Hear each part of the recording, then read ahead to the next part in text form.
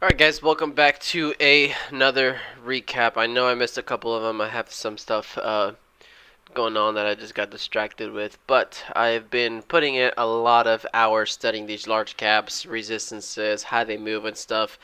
And today I was able to trade Tesla and NVDA, and on both of those I was able to read them pretty well. I think I bought and sold at the perfect places. Some of them, and especially Nvidia, messed me up a couple times. False breakout on me twice, actually three times. But still $280 of profit on that one. So let me show you guys my profit. Just telling everybody out there, I do these recaps mostly every day. Like I said, I missed the last day or 2 days, but I do stream live no matter what. So every morning I stream live completely free right here on YouTube. Today I'm up close to $465, $463 of profit. Yesterday I had a small loss. I think day before that small win again. So my share size has dropped a little bit. I know momentum picked up in the small caps. Unfortunately, well, I guess I'll go over those, but I do stream live every single day, Monday through Friday, 15 minutes before market opens. And you guys can tune in and say hi and work as a team with the rest of the 100 people that watch me every single morning. So I'm gonna start off with Tesla. So Tesla, I ended up making $224 on Tesla, and the only reason is because I absolutely think I read the stock perfectly. And I'm actually kind of upset because I also shorted Tesla and Nvidia, which were the two that I kept in track of all day today.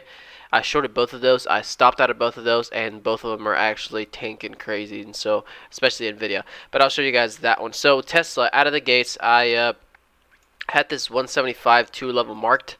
Uh, I don't remember exactly what it got it off of. It's going to be like a daily level or 4 hour, 1 hour, or anything like that. Something that I noticed.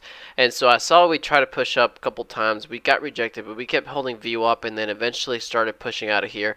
And then on this candle here, volume increased. At that point, on that pullback exactly to 175.2 is when I decided to take my entry long. And in this scenario, I was looking long for high of day, which was pre-market high. Sorry, I'm putting my fan down. Uh, Pre-market high right here, so I was looking for this 176, almost 177 area. I'll put it a little bit lower. So once I got that 177 area right here, I started unloading. And at this point, you know, it was pretty early on. I left a couple runners that I ended up just stopping out on my own. But I guess I could have held them a little bit longer. I mean, it was 50 shares from 177, still hit a high of 179, almost $2 a share more. So it would have been an extra $100 with 50 shares.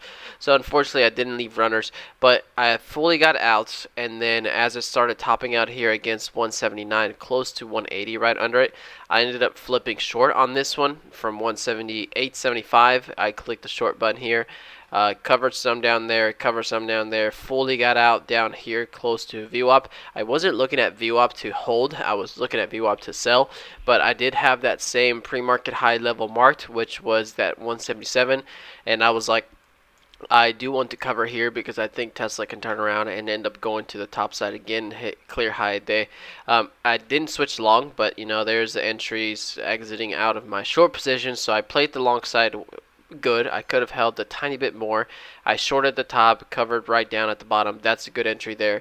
I didn't play any of this. It was kind of making a giant flag throughout the day, so kind of like here and there. And so I waited for the breakout. I did see this pivot there that I absolutely missed. Fumbled the bag on that one. To me, it looked like it was a fake breakout. It just looked like Tesla was not going to keep on running. And so that is why I actually ended up taking a short up here. So I kind of saw this push, kind of tried going higher. Again, another level that I had marked. I mean, my levels have been pretty accurate. I just got to know when is the time to step it up and hit that nice add or not. So I started shorting up here close to my level, pretty break-even trade on here. Started working, kind of covered, didn't like it, and then finally ended up moving towards that high. At this point, I didn't see Tesla running this much afterwards. I mean, today it's gone from 174 to 82. That's almost $8 a share. And then pretty basic uptrend line with a flat top at 182.42. I thought this thing could be it could be the top of the of Tesla today, and so I ended up flipping short here. And this is the one that kind of hurts. You know, I played a small share size. I was already done streaming, so I took a short up here.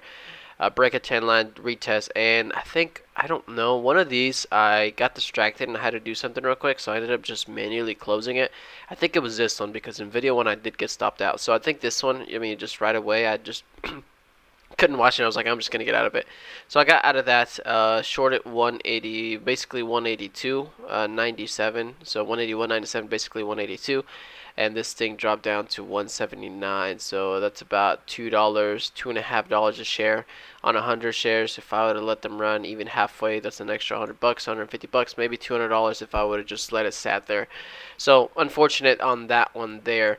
NVIDIA is the other one. It had a very strong day yesterday, so I thought we could continue, and we are pushing into the 200 moving average on the daily, the SMA. So if you guys see right here on my daily, I got a lot of lines, so we're pushing up right to 200. So I thought we could get a move up to that resistance, which was 175 at the time, was like 175.50 or 41. This is what I had right here.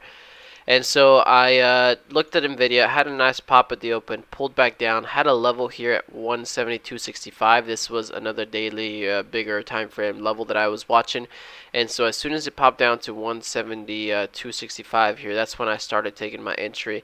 And I was very patient on this one. You can see I took 200 shares long there. Pretty sniped bottom there. Sniped the bottom pretty good there on that one.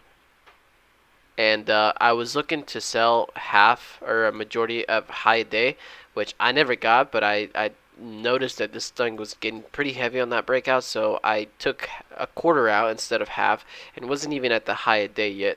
And I really wanted this thing to open up back up to 175.41, which is when I really wanted to unload most of my shares. And you know, I got in 173 up to 175.50. That's $2.50 a share. $200, that's another 200, 300, 400 bucks there that I could have made. Ended up popping up. I think I was up like 200 bucks here, so halfway up there, and I was up already 200 bucks. And then pulled back down on me, and I had to stop out pretty low on this one. I mean, at least I stopped out because I could tell the tape just got heavy and everything was getting heavy. So I ended up stopping out. I think I made 60, 80 bucks on this trade here. Out of 200, so that was kind of frustrating. And then again, kind of pulled back down. I almost hesitated shorting here because the same level we used to the support, thought it could just hold as a resistance with view up there, it could fall down, and at that point maybe this was a high, so maybe NVIDIA would have dropped lower, but it ended up not doing that. It ended up actually perking itself back up over that same 172.65, same level. It kept it there. So as soon as it started pulling back to that 172.65, I ended up going long, and here I had double confluence, so I had this as well. Like that. So these two wicks right there. So it ended up kind of breaking out and was not holding that retest along with 172.65, which is why I got in a little early. And again, started pushing itself back up. And I think on this one again, I was up, you know, 170, 290, 173 is my entry, and this reached the high of 173.75. So I got again 200 shares, and I'm up 80 cents. That's another $150, $180 on top of the 60 that I was up already, and didn't get it again either. Ended up stopping out there again. Got kind of heavy. Would have came back down. It kept holding 172.65. I didn't feel like that was a need.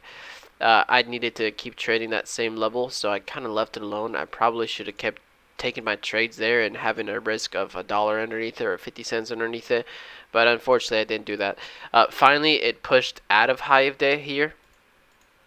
Pushed out of high day, so I took a tiny scalp to retest that previous high day there. Added. Now I was in this trade with 200, 500 shares this time, so I stepped up on this one. I knew the 200 moving average was up here at 175.50, so I thought I could get 175.50.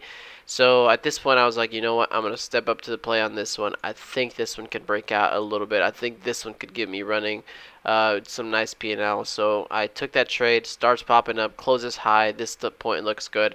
Next candle starts opening up, pushes. So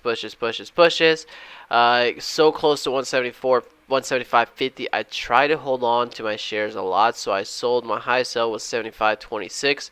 I guess kind of top tick that exit there, 175.11. But you can see I had 300 shares running through the break of 175.50 that I didn't get. If it went from 175, 75 to 76 with 300 shares, that's 300 bucks. I think on this trade here, I was up almost 400, 500 on this ticker now. And those 300 shares ended up coming back down, and I ended up stopping out. Very similar to this trade where it just got so heavy, it was kind of false breaking out. I didn't like it, ended up taking my profit, and that's when I ended up locking that 280 bucks. Oh, actually no, that's when I ended up taking that trade. Now, these are the ones that I did take that unfortunate I got stopped out because this thing ended up fading pretty nice. Again, I was mostly done for the day, so instead of taking 200, 200, or 500 shares here, kind of small scalp, so I took one for 50. I scaled in with 50 shares short, kind of blow off top there, kind of tucks itself back in. You know, I'm thinking this is a short play now. Added to it, and then just had to stop at break even if this thing looked pretty heavy there, and kind of just reclaimed it. So it got kind of like, you know, what the heck is that? So I immediately stopped out, and then again I was like, nope, this is still a short. I think this is still a short. So I ended up playing it again short side there.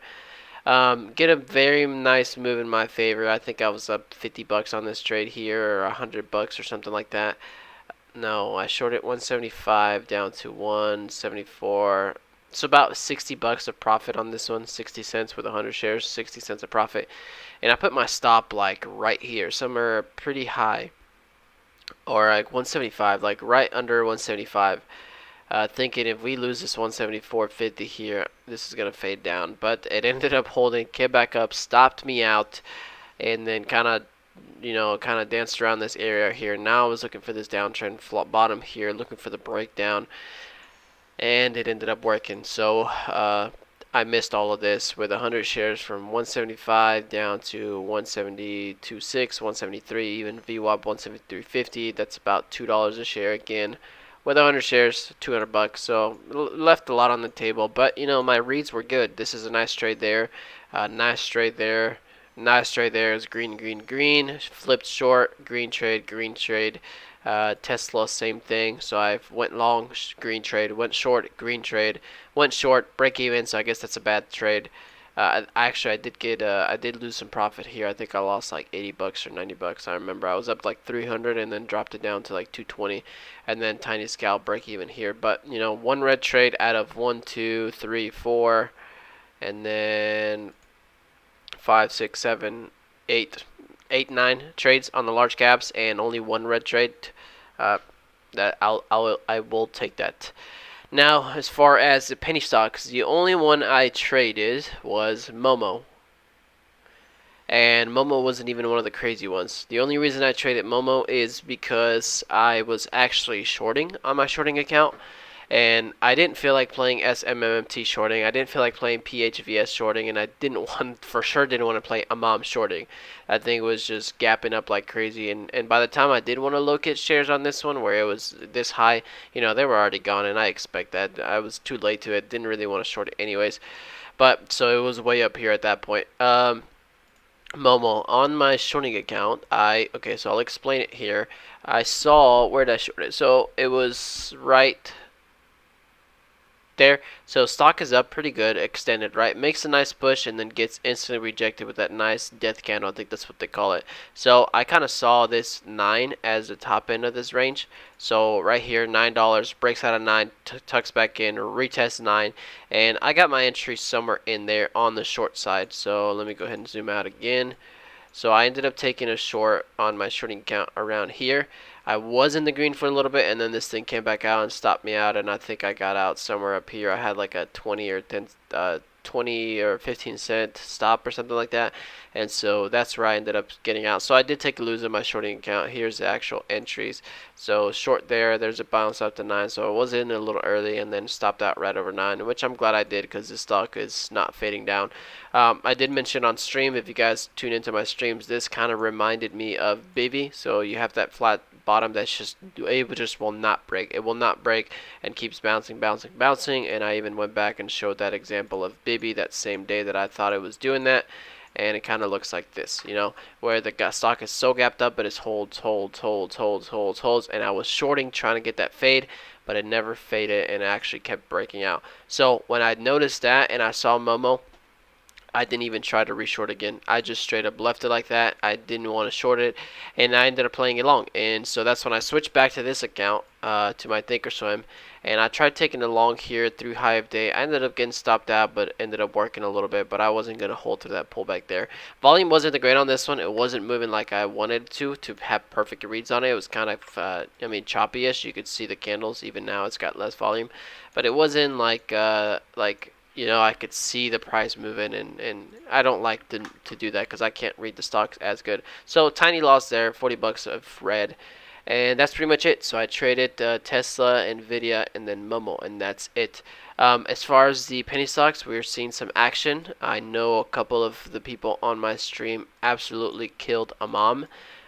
In particular, Hassan. He absolutely bought. I don't know where he bought. I'm sure he was in somewhere down here, and then I think he sold there. You know, I think he said almost close to 2K profit on that. I think Sniper Trades. These are some of the people that come in and hang out on my live stream every morning. Uh, Shorted that one, or not shorted it. Played it long through here. But this thing was so crazy. It was halting left, right, up, down, diagonal right, diagonal left. You know, I didn't want to get into one of these because I just had a feeling that one of these things is going to gap and halt, and then it's going to halt down, and then it's going to resume $2 lower or something like that. Or it might even just halt and literally be like halted for an hour or two or something like that. Like I've seen stuff like that happen. And so out of the gates, this thing halted once, twice, three, four. And I was like, that's it. I'm done. I'm not watching this stock. So I didn't even trade it. The other one that I did miss was CLRO. I think Blair also in my live streaming was keeping an eye on this one. Unfortunately, I didn't. I didn't even pay attention to this one until it was right here, which at that point, again, already squeezing. There's no clear entry unless you're chasing it. If you're chasing, you're not trading. You're gambling. So I didn't see the clear trade on this one there. So I ended up not chasing this one. And then I think at this point, somebody mentioned up here if I could see this thing hitting a new high day. I was like, probably not. It's possible, but probably not. And so ended up fading for the rest of the day. Kind of popped up a little bit, but going back on down. So I didn't even short it honestly. So I just left it like that. But yeah, some of these things are getting some momentum. SMMT, you know, I had a giant pennant coming into today, where I was respecting it pretty cleanly, and then it just ended up going out of it. So I just ended up not watching it.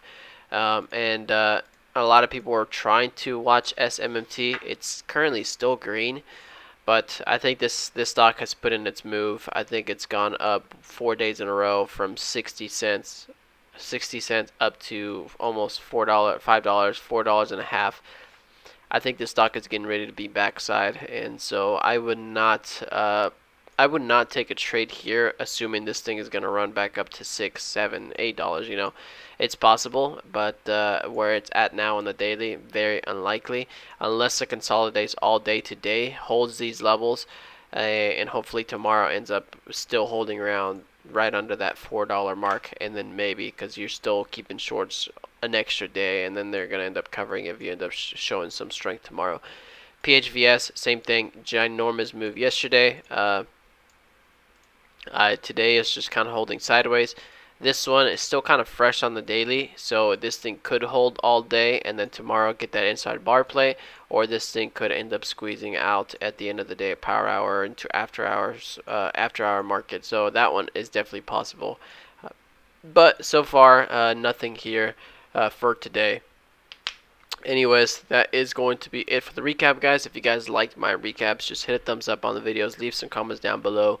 If you guys nailed some of these trades, maybe Amon. If you guys nailed Amon, go ahead and leave a comment. If you got destroyed and you were shorting Amon, let me know, because I'm curious where you tried shorting. I mean, I didn't locate shares at all, and I wouldn't have been able to. I don't know where I would have taken the short, you know. You look at it here and you're like, oh, the stock is up 60%. Oh, it's up 150%. It's got to come down. Oh, it's up 200%. It's got to come down. There's no way this is not going to come down right here, you know. And then it's up 250. It's got to come down for sure. And you just started scaling up on a stock from $2, and now you're down $2.50, and maybe your account gets blocked, you get stopped out by your broker, or maybe you got no money to scale out or scale in to increase your cost base. I don't know. So but just unfortunate that the week that I start shorting with my shorting account, everything decides to fly. So at least I'm being patient. I'm avoiding traps. I'm avoiding some of these stocks. I've seen a lot of short sellers that are blowing up accounts right now, or having huge red days because of these stocks. So I'm very glad that as a newbie shorter, I am doing pretty good in avoiding all of these traps. Anyways, guys, this is the real one. You guys take care. You guys have a good weekend. I'll see you guys on Monday.